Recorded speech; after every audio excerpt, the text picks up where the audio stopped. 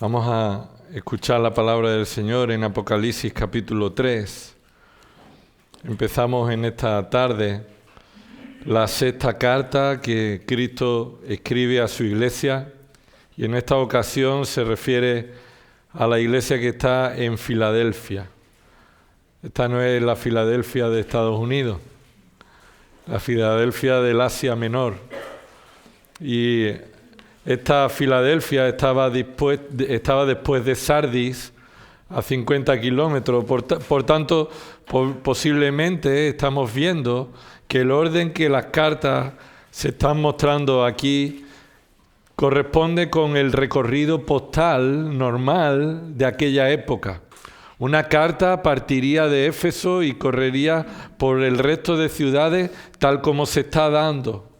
Así que llegaría esta carta a Éfeso y continuaría por Esmirna y después pasaría este libro a Pérgamo, y en cada iglesia donde llegara como una carta postal estaría llegando a esta iglesia en Tiatira, en Sardis, en esta ocasión en Filadelfia. Después de Filadelfia vendría la Odisea y terminaría después en Éfeso de nuevo. Así que es el circuito de esta correspondencia postal. El nombre de Filadelfia, de esta ciudad, proviene de Eúmenes, hermano del rey de Pérgamo, y quien por amor a su hermano le dedicó esta ciudad y le puso su nombre, que significa amor fraternal. En alguna ocasión, algunos comentaristas toman el significado de la ciudad para encontrar una relación entre el nombre de la ciudad y la iglesia o alguna relación con la carta que se está escribiendo. No creo que tenga que haber obligatoriamente esta relación entre el nombre de Filadelfia como amor fraternal con alguna característica de la iglesia de esa ciudad. Pero en el año 17 después de Cristo, igual que en otras ciudades de la zona, esta ciudad sufrió un terremoto que destruyó la ciudad. Y por supuesto esta ciudad necesitó ser reconstruida y fue reconstruida con gran rapidez. Y esta ciudad era la puerta de difusión de la cultura griega por otras zonas del mundo. Esta ciudad es la que transmitía toda la cultura griega con el resto de civilizaciones que le rodeaban. Esta es la razón por la que Cristo confirma que fortalecerá el testimonio en esta iglesia para extender el Evangelio de Cristo. Fortalecerá el testimonio de esta iglesia para extender el Evangelio de Cristo a otros lugares. Hay una característica de esta carta, y es que esta carta no tiene ningún reproche. Cristo no tiene reproche hacia el liderazgo de esta iglesia y por tanto tampoco tiene reproche para el resto de la congregación. Al igual que la carta de Esmirna, no encontramos ningún reproche en ella. Esta iglesia está reflejando con fidelidad y está haciéndolo para la gloria de Dios, está reflejando la santidad y la veracidad de Dios. Quiero resaltar esto, escucha de nuevo. Esta iglesia está resaltando, está dando testimonio de la santidad y la veracidad de Dios. Una iglesia que exalta a Cristo y que recuerda por qué exalta a Cristo. Y nosotros como iglesia necesitamos las exhortaciones y la enseñanza que Cristo tiene para esta iglesia, porque nosotros estamos llamados a exaltar a Cristo. Por tanto, debemos conocer a este Cristo a quien debemos exaltar. Y vamos a leer esta carta y ahora nos vamos a centrar en lo que Cristo dice acerca de sí mismo, lo que Cristo dice de sí mismo. Apocalipsis capítulo 3, versículo 7. Y escribe al ángel de la iglesia en Filadelfia, el santo, el verdadero, el que tiene la llave de David, el que abre y nadie cierra, y cierra y nadie abre, dice esto: yo conozco tus obras. Mira, he puesto delante de ti una puerta abierta que nadie puede cerrar, porque tienes un poco de poder. Has guardado mi palabra y no has negado mi nombre. He aquí, yo entregaré a aquellos de la sinagoga de Satanás que se dicen ser judíos y no lo son, sino que mienten. He aquí yo haré que vengan y se postren a tus pies y sepan que yo te he amado. Porque has guardado la palabra de mi perseverancia, yo también te guardaré de la hora de la prueba, esa hora que está por venir sobre todo el mundo, para poner a prueba a los que habitan sobre la tierra. Vengo pronto. Retén firme lo que tienes, para que nadie tome tu corona. Al vencedor le haré una columna en el templo de mi Dios, y nunca más saldrá de allí. Escribiré sobre él el nombre de mi Dios y el nombre de la ciudad de mi Dios, la nueva Jerusalén, que desciende del cielo de mi Dios, y mi nombre nuevo. El que tiene oído, oiga lo que el Espíritu dice a las iglesias. Señor, ayúdanos a entender tu verdad, a entender tu palabra y conocer la grandeza de tu gloria, Señor, por medio de cómo tú hablas y te identificas, te presentas a tu iglesia, Señor. Queremos escuchar tu palabra para exaltar a Cristo en nuestras vidas, para ser testimonios de Cristo a medida que nos reunimos como iglesia, Señor. Esto oramos en el nombre de Jesús. Amén. ¿Qué dice Cristo acerca de sí mismo? Vamos a ver lo que el texto está diciendo. ¿Qué dice el texto acerca de lo que Cristo declara, se identifica a sí mismo? Y aunque podemos decir que dicen cinco cosas, lo vamos a dividir en dos puntos. En primer lugar, entre las 5 cosas que dice, están las 2 primeras que tienen que ver con su esencia.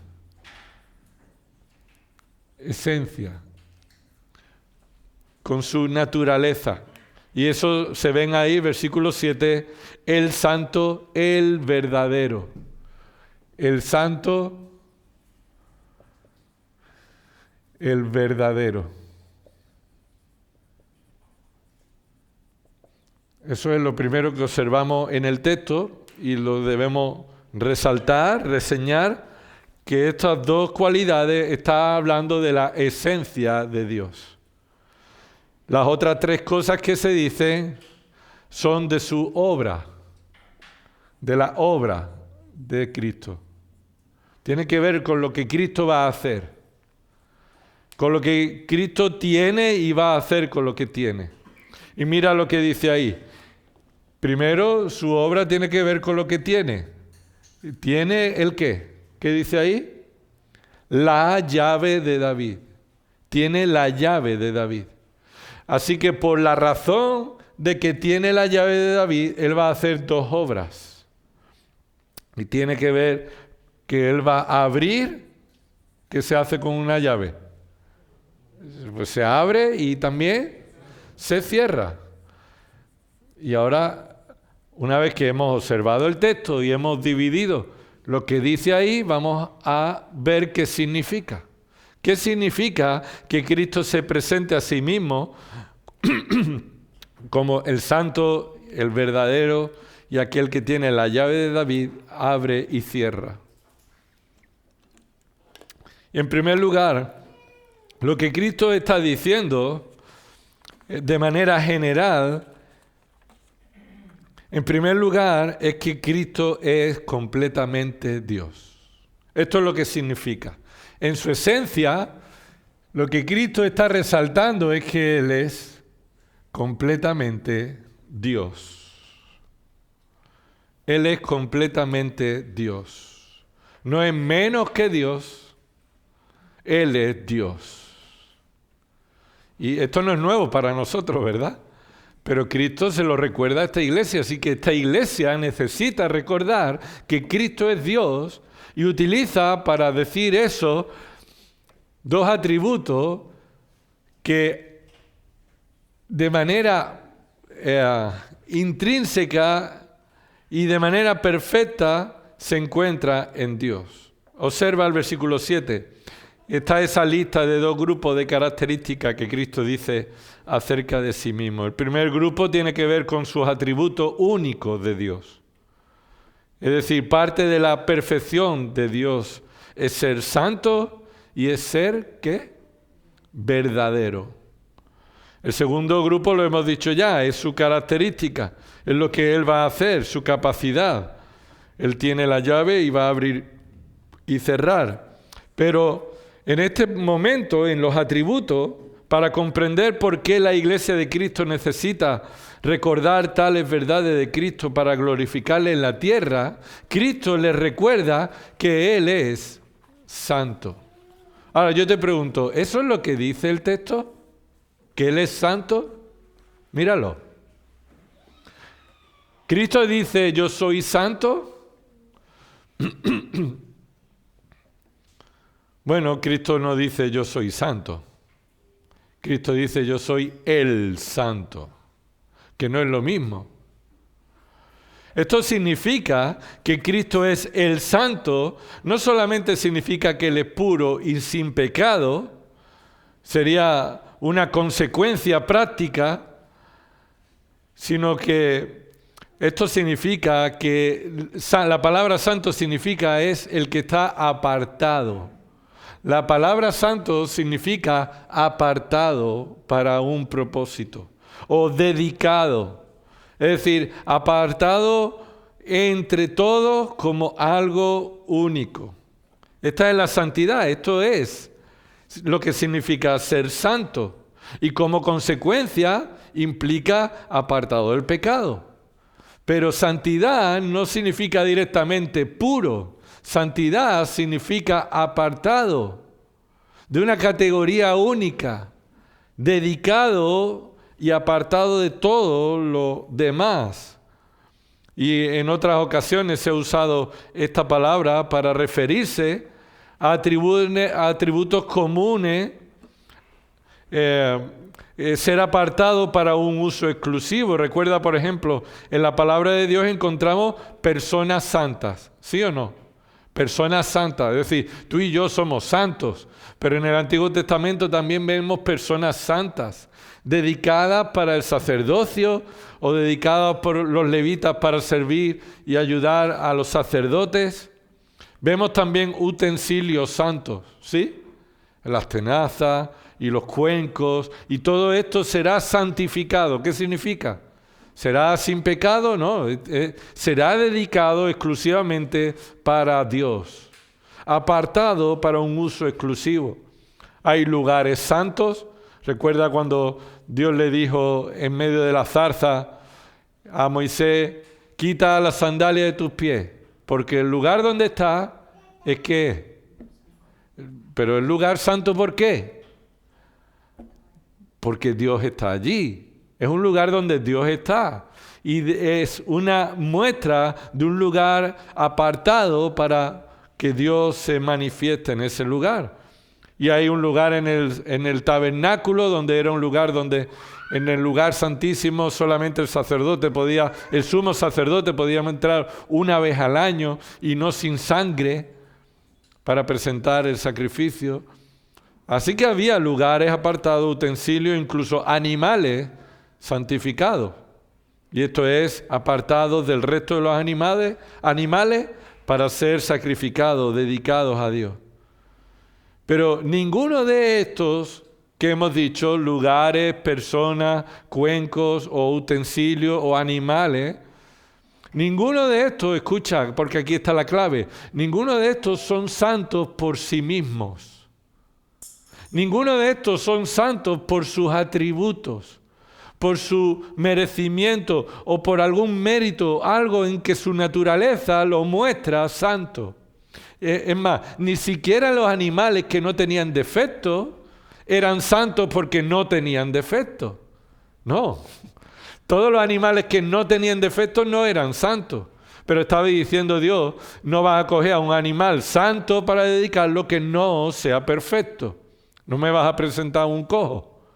No, vas a presentar un animal de los mejores, sin defectos, para honrar a Dios con ese tipo de animal. Así que no había nada en ellos que los hiciera ser santos por sí mismos. ¿Me explico?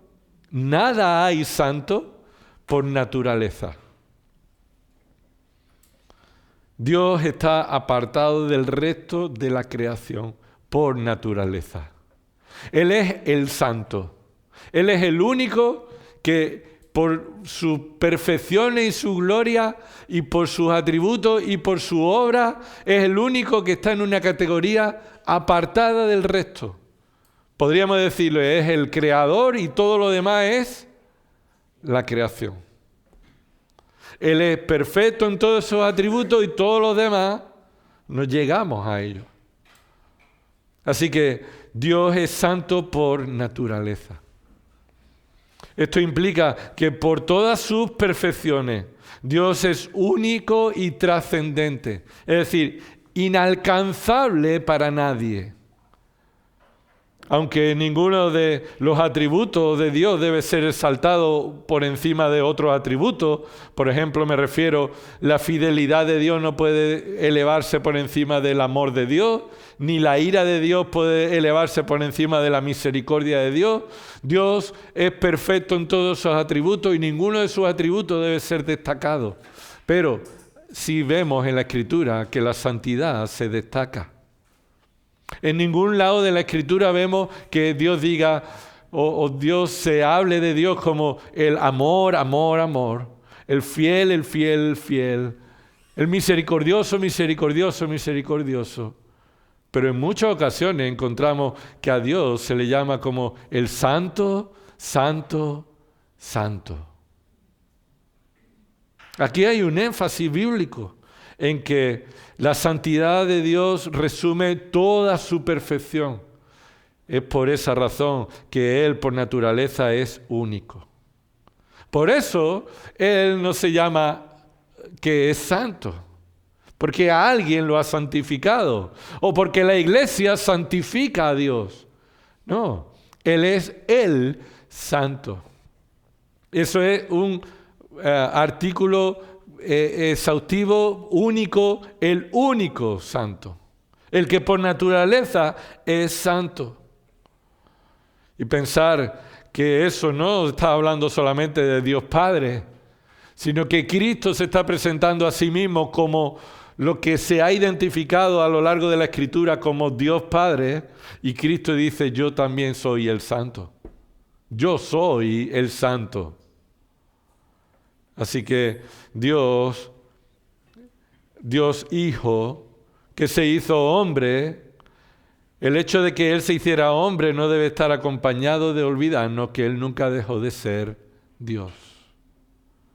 Así que esta iglesia, de alguna manera, debe recordar que aunque, como hemos leído, está en un trasfondo, en un rodeado de peligro, de personas que son engañadores, judíos engañadores, que quieren aplastarlos a ellos, y Cristo ha dicho en el versículo 9, observa, yo entregaré a aquellos de la sinagoga de Satanás que se dicen ser judíos y no lo son, sino que mienten, he aquí yo haré que vengan y se postren a tus pies y sepan que yo te he amado. Eso nos está mostrando que esta iglesia está en un contexto en el que está siendo menospreciado, en el que hay personas que dicen ser judíos, los que Dios ha amado, y menosprecian a esta iglesia, y Cristo está diciendo, yo los tomaré y haré que se arrodillen delante de ti, para que ellos sepan que yo os he amado a vosotros.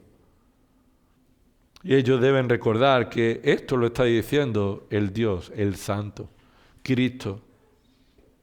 Y a veces nosotros necesitamos también, hermanos, recordar no solo la teoría sobre la verdad de que Cristo es santo, sino sobre todo lo que eso implica en nuestra vida.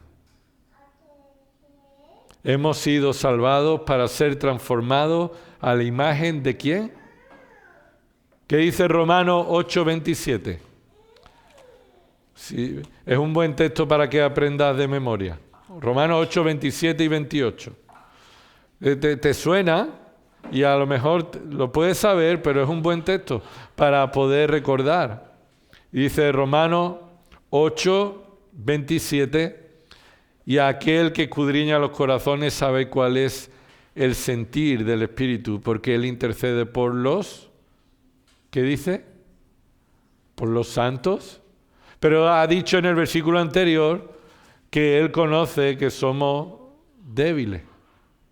En el versículo 26 dice, de la misma manera también el Espíritu nos ayuda en nuestra debilidad. Pero en el versículo 27, Él escudriña los corazones y sabe cuál es el sentir de los que son, ¿quién? Santos. Versículo 28. Y sabemos que para los que aman a Dios, estos son los que han sido amados por Dios antes, según 1 de Juan 4, 9 y 10, para los que aman a Dios, todas las cosas cooperan para bien. Siguiente, a continuación, explica qué es esto. Para los que son llamados conforme a su propósito. ¿Y cuál es ese propósito? Versículo 29, porque a los que de antemano conoció también los predestinó a ser hechos, este es el propósito, fuimos predestinados para ser hechos conforme a la imagen de ¿quién? De su Hijo. Para que Cristo, Él, sea el primogénito entre muchos hermanos. Entonces, si Cristo es el Santo, tú y yo hemos sido salvados con un propósito. Y todo en nuestra vida se resume para un propósito, para un bien. ¿Cuál es el bien? Según el texto, para que tú y yo seamos, ¿qué? Hechos conforme a la imagen de el Santo. Entonces, si el que nos ha salvado es santo, ¿cómo debemos vivir nosotros? Reconociendo que debemos ser transformados en la imagen del Santo, viviendo en dependencia del Espíritu, que es el que intercede por nosotros, para que vivamos en el conocimiento de su palabra para ponerla en práctica. ¿Cómo debe entonces manifestarse en nuestras vidas?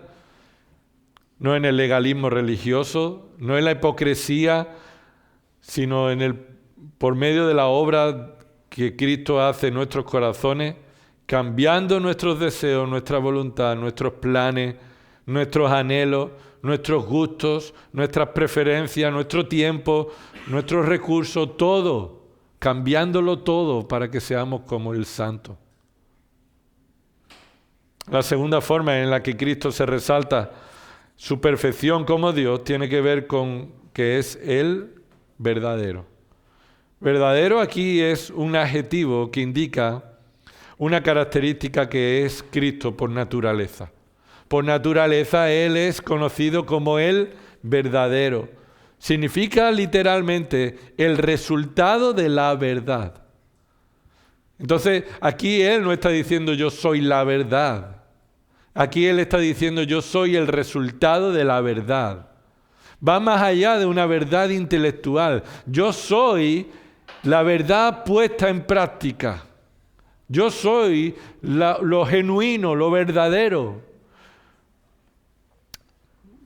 Cuando Él dice en Juan 14:6, yo soy el camino, la verdad, tiene también esta realidad. No solamente Él es verdad, no solamente su palabra es verdad, sino que Él es verdadero. Él es el resultado de la verdad. Que no hay engaño, que no hay simulación. Es la implicación de ser verdad. Es que es confiable, es genuino, es sin engaño, es sin mentira. Podríamos decir que el santo debe ser verdadero, de otro modo no sería, ¿qué? Santo. El santo es verdadero porque de otro modo no sería santo. Porque sería como el resto de los mentirosos. Están los mentirosos y entonces Dios estaría también con ellos si Él no fuera el verdadero. Pero Él está apartado de todo porque Él es la verdad puesta en práctica, es genuino, sin engaño. Es decir, todo lo que hace lo hace de manera genuina y confiable con su santidad. Se corresponde con todo lo que Él es, su perfección. Cuando habla la verdad conforme a su santidad. Y por tanto, como iglesia debemos vivir en dependencia de su verdad, de su veracidad.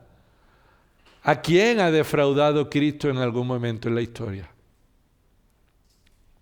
Nunca, nadie puede decir que Cristo lo ha defraudado porque le prometió algo que no cumplió. Nunca. Más bien hemos puesto expectativas de que Dios nos había prometido cosas que en realidad nunca prometió. O personas tenían una expectativa en Cristo que Él iba a traer el reino en la manera en la que ellos pensaban. Y tuvieron que aprender que su reino vendría primero por medio de su sufrimiento para instituir la iglesia y después vendría su reino justo. Entonces, ¿cómo estamos viviendo nuestra vida de santidad en confianza a su veracidad? Esto nos ayuda a dar testimonio de nuestro Cristo y también a vivir en veracidad. Efesios capítulo 4, acompañadme un momento ahí, se nos muestra esto también en la forma en la que debemos vivir en la iglesia como creyentes, como frutos. Capítulo 4, versículo 25. Por tanto, dejando a un lado la falsedad, que dice Efesios 4, 25, hablad verdad cada cual con su prójimo, porque somos miembros los unos de los otros. Y yo te pregunto, ¿hablar verdad significa habla la Biblia? ¿Utiliza la Biblia para hablar con tus hermanos? No. Lo que está aquí diciendo es que debemos ser igualmente genuinos como nuestro Señor es genuino. Dejando la falsedad a un lado, debemos entonces ser verdaderos. Debemos hablar lo que es la verdad y no el engaño. Y por supuesto, la verdad es lo que se corresponde con la Escritura, la palabra de Dios. Pero lo que aquí está enfatizando es que no andemos con engaño, con falsedades, sino que hablemos no solamente lo que es bíblico, sino que hablemos lo que es verdadero, genuino, sin engaño, de manera en que podamos confiar uno de otros. Y por eso tenemos en el capítulo 6, aquí, la armadura de Cristo, y dice ahí, versículo 14, estad pues firmes, ceñida vuestra cintura, ¿con la qué? Con la verdad. Ceñida vuestra cintura con la verdad. Y esto no es la palabra de Dios. Aquí no se está refiriendo a la palabra de Dios. Se está refiriendo, porque la palabra de Dios la tenemos en el 7, versículo 17, perdón.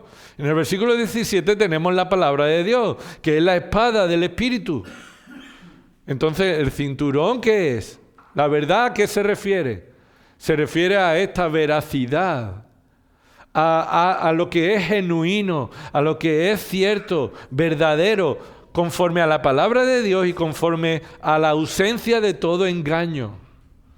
Y por eso aquí se nos dice que debemos vivir en base al testimonio que tenemos en Cristo, andar en la verdad, andar en lo verdadero, andar en lo genuino, sin mentiras, sin engaño. Así que Cristo es Dios verdadero. Y ahora se nos dice que Cristo, ¿cuál es su plan? Y el punto segundo, hemos visto que Cristo es verdaderamente Dios, y lo que Cristo dice acerca de sí mismo aquí, en la obra de Cristo, es que Cristo es soberano y hará que su plan de salvación se cumpla. Cristo es soberano y hará que su plan de salvación se cumpla. Esto que tiene la llave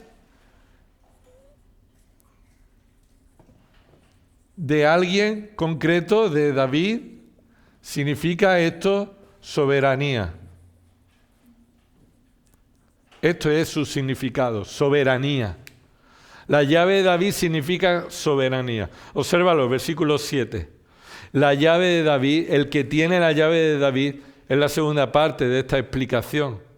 Y tener la llave de David implica esto. Observa, capítulo 1, versículo 18. Apocalipsis, capítulo 1 y versículo 18. Y ahora dice desde el versículo 17, no temas, yo soy el primero y el último, en la visión que Juan vio. Y Jesús se presenta, versículo 1, 17, no temas, yo soy el primero y el último, versículo 18, y el que vive y estuve muerto, y aquí estoy vivo por los siglos de los siglos, y tengo las llaves de la muerte y del Hades. ¿Qué significa esto? ¿Tengo las llaves de la muerte y del Hades? Bueno, como resultado de que estuve muerto y vivo, como resultado de la resurrección, Cristo tiene autoridad sobre la muerte, sobre el poder de la muerte, venció a la muerte por medio de su resurrección. Así que ese tengo la llave se refiere a su autoridad que recibió cuando resucitó de entre los muertos como hombre, a cumplir, confirma y cumple con el destino en el infierno para aquellos que son culpables por sus pecados contra la santidad de Dios. Aquellos que no se han arrepentido de sus pecados, no han declarado a Cristo como Señor y Salvador, van al infierno y la autoridad que los lleva al infierno es la autoridad de Cristo.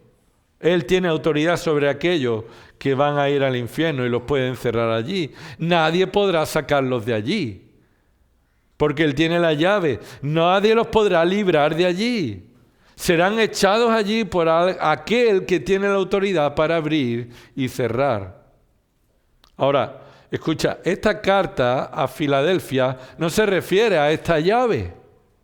Aquí hay una llave, en el capítulo 1, versículo 18.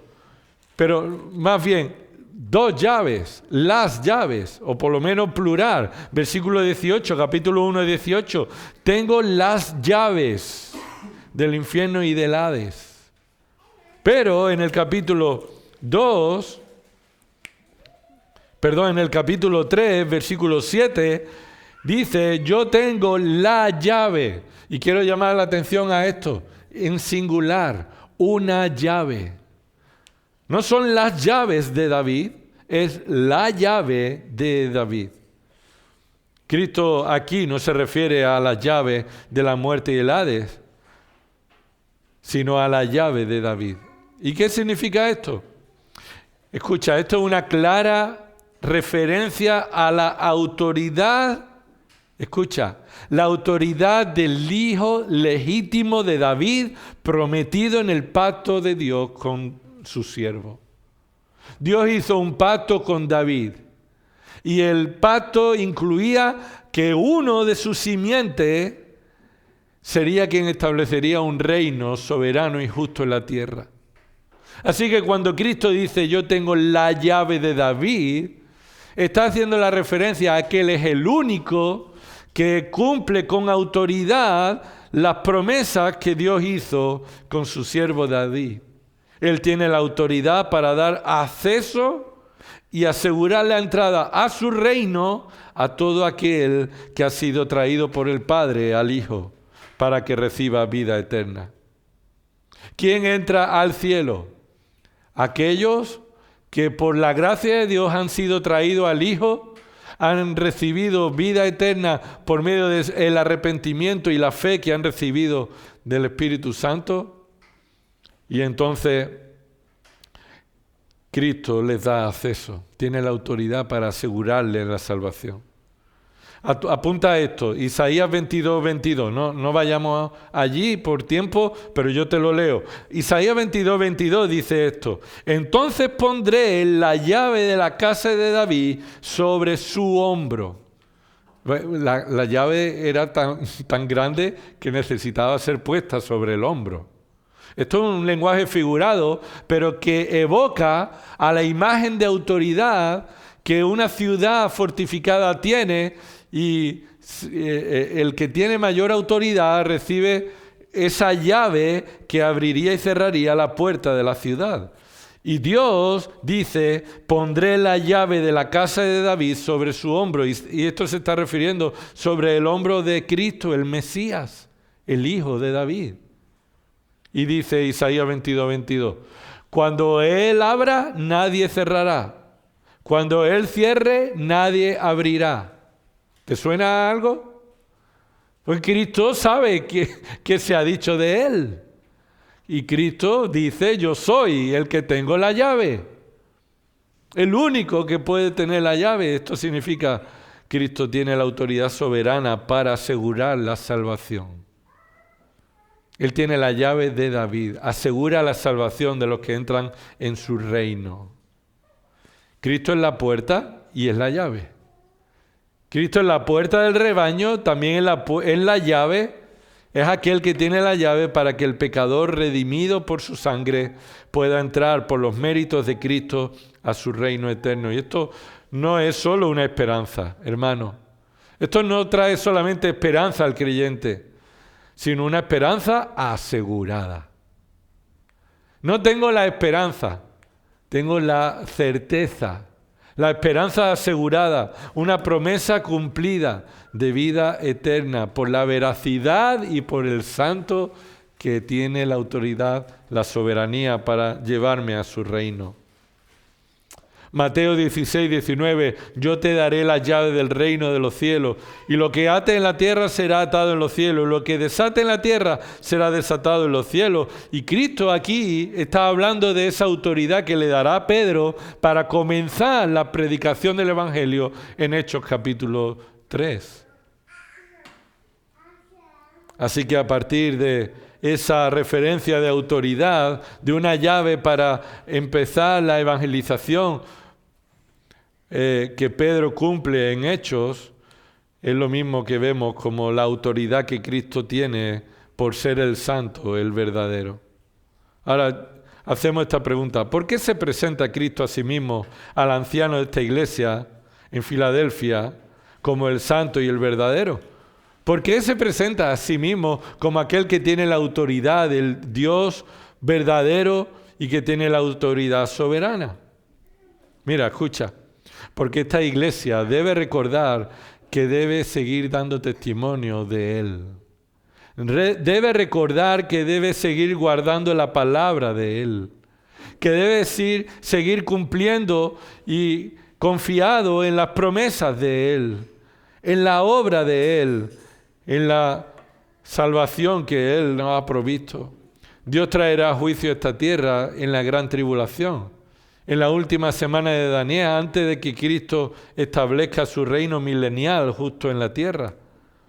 Pero esta promesa de que Él es santo y verdadero y tiene la autoridad, en la carta se hace una referencia de por qué ellos deben saber quién está hablando.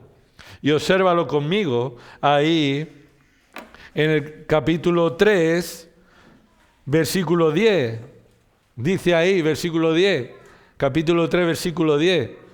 Porque has guardado la palabra de mi perseverancia, yo también te guardaré de la hora de la prueba, esa hora que está por venir sobre todo el mundo para poner a prueba a los que habitan sobre la tierra. Así que, ¿cómo los creyentes debemos enfrentar lo que está por venir ante los juicios que se van a ver en este libro? Después de que vayan a leer, después de esta carta van a leer una cantidad de juicios que Dios va a traer a la tierra. Pero antes, Cristo los prepara y les dice, yo os voy a librar de todos los juicios que vais a leer a continuación. Observa lo que dice. Versículo 10, porque has guardado la palabra de mi perseverancia, esto es, porque se ven los frutos de la salvación en tu vida, porque yo te hago perseverar, yo también, dice, te guardaré ¿de qué? De la prueba, ¿verdad? Te guardaré de la prueba, dice ahí. No, de la hora de la prueba. Así que no está diciendo que mientras estás en la prueba, Cristo te guarda mientras estás en ella. No. Lo que te está diciendo es que te va a guardar de la hora de la prueba, de pasar esa prueba, del momento de la prueba. Tú no vas a estar en esa situación. Por eso creemos en el arrebatamiento de la iglesia. Porque no la iglesia va a ser guardada durante la tribulación. La iglesia va a ser guardada de la hora de la tribulación. La iglesia no va a pasar la tribulación. ¿Por qué? Porque mira lo que dice. Versículo 10.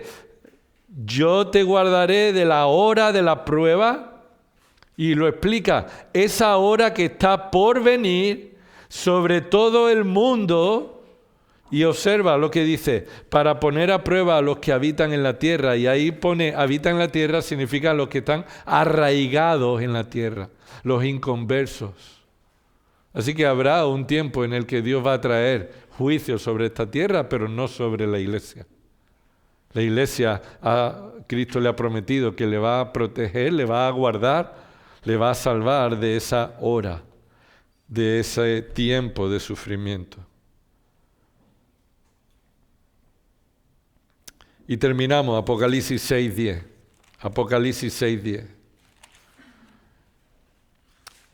Versículo 9 dice, cuando el Cordero abrió el quinto sello, vi debajo del altar las almas de los que habían sido muertos a causa de la palabra de Dios y del testimonio que habían mantenido. Y clamaban a gran voz diciendo, ¿hasta cuándo, oh Señor? ¿Qué dice? Santo y verdadero ¿esperarás para juzgar y vengar nuestra sangre de los que moran en la tierra? ¿Hasta cuándo? No pone duda, sino es una petición a Cristo, de que porque Él es santo y verdadero, Él cumpla su promesa de juicio por aquellos que hicieron morir a los creyentes. Así que en el año 17 después de Cristo, sufrió un terremoto esta ciudad, la cual fue rápidamente reconstruida. Pero hemos dicho que esta fue una reconstrucción para hacer que esta iglesia pudiera predicar el Evangelio a otras ciudades. Y por eso se nos dice ahí, capítulo 3, dice ahí, versículo 8, he puesto delante de ti una puerta abierta que nadie puede cerrar, porque tiene un poco de poder, has guardado mi palabra y no has negado mi nombre. Esa es la puerta que también Él tiene abierta, la oportunidad de predicar, seguir predicando, exaltando a Cristo. Hermanos, no hay oposición que pueda evitar que Cristo cumpla su plan perfecto. No hay oposición que pueda evitar que Cristo cumpla su plan perfecto, porque Él tiene la llave de David y dice que Él con la llave de David va a abrir y nadie puede cerrar, y va a cerrar y nadie puede abrir. Así que no hay oposición que pueda evitar que Cristo cumpla su plan. O dicho de otra manera, Cristo es perfecto y su plan se cumplirá a pesar de la debilidad de su iglesia. Cristo es perfecto y se cumplirá su plan a pesar de la debilidad de su iglesia. Vamos a orar. Señor, reconocemos que tú eres el santo, el verdadero, que tus promesas son verdaderas, que en ti no hay ningún engaño, Señor, que tú eres perfecto, eres trascendental, Señor, eres glorioso. No hay nadie que se compare a ti, Señor. Y ayúdanos, Señor, a crecer en nuestra contemplación de tu grandeza, en tu adoración a ti, Señor, porque tú has diseñado un plan redentor perfecto y tú aseguras la salvación y el plan perfecto por medio de la autoridad que Cristo tiene. Señor, sabemos que tú tienes autoridad para hacer cumplir tu plan perfecto, ya sea con el local, ya sea con la enfermedad, ya sea con los sufrimientos, cualquier situación. Señor, nos sometemos a tu soberanía, a tu perfecto plan. Y no confiamos en nuestra fuerza y nuestra opinión y dirección, confiamos en tu perfecta dirección. Confesamos nuestro pecado delante de ti, de pretender dirigir nuestra vida. Señor, y sé tú quien dirige nuestra vida, Sé tú quien abre y cierre puertas, Señor, y confiamos en tu autoridad para salvarnos, Señor, de una manera segura. Que demos testimonio de Cristo, como iglesia y como individuo. Que a ti sea la gloria, en el nombre de Cristo. Amén.